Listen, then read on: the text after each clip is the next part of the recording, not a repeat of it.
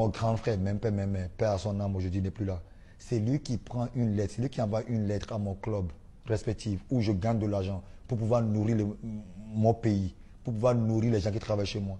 Lui, il envoie une lettre officielle de la part de famille d'Adebayor en disant de ne pas me garder, de résilier mon contrat. Franchement, pour moi, jusqu'à présent, je suis arrivé le matin à l'entraînement au Real de Madrid, dans le vestiaire, où j'écoutais la musique. On me dit, il y a Fiorentina Perez qui veut te voir. Le président. Le président du club. C'est bizarre ça. Bon, je monte en haut, il me montre la lettre. Je voulais parler, mais je n'ai pas pu parler. Tout ce que j'ai vu, c'est la lame qui coulait. Parce que je me suis dit, si mon frère, même père, même mère, on dit le sang est plus fort que l'eau, ça c'est vrai. Mais si mon frère, même père, même mère me fait ça, c'est que je suis en danger. Donc c'était très difficile. Et après ça, je me suis dit, bon, écoute, c'est l'histoire de la famille, ils ne sont pas contents de toi, mais ça peut arriver. Ça peut arriver. Bon, j'ai oublié l'affaire. 2, 3 ans après, ma mère va faire des interviews à Accra, comme quoi je vais chasser de la maison.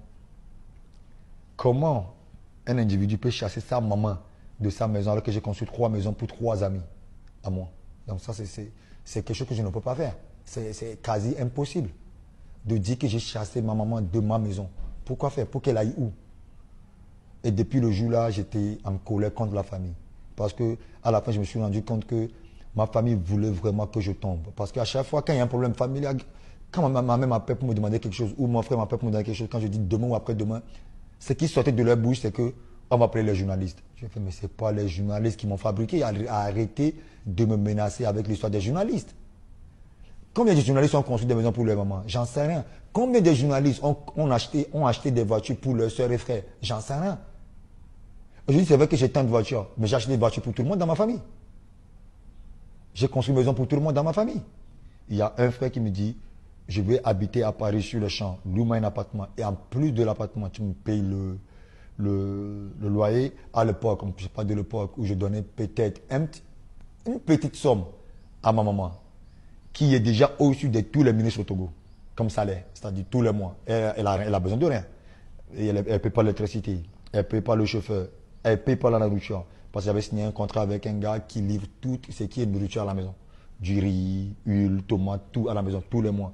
Et ma maman avait salaire, c'est-à-dire après le chef de l'État, c'est maman qu'on voit en premier, qu'on parle des salaires normaux. Mais maman m'a dit non, elle n'était pas contente. Et ma maman, juste, je peux vous parler d'il y a 10 ans, ma maman voulait 15 000 euros par mois en Afrique. C'est là où je lui ai dit, maman, si quelqu'un me donne moins 15 000 euros par mois pour rester en Afrique, je resterai là.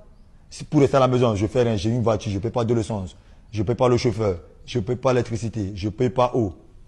Qu'est-ce que je vais aller faire dans le froid?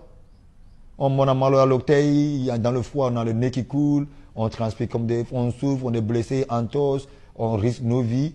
Mais je ne peux pas te payer ça, c'est impossible. Et voilà d'où tout a commencé.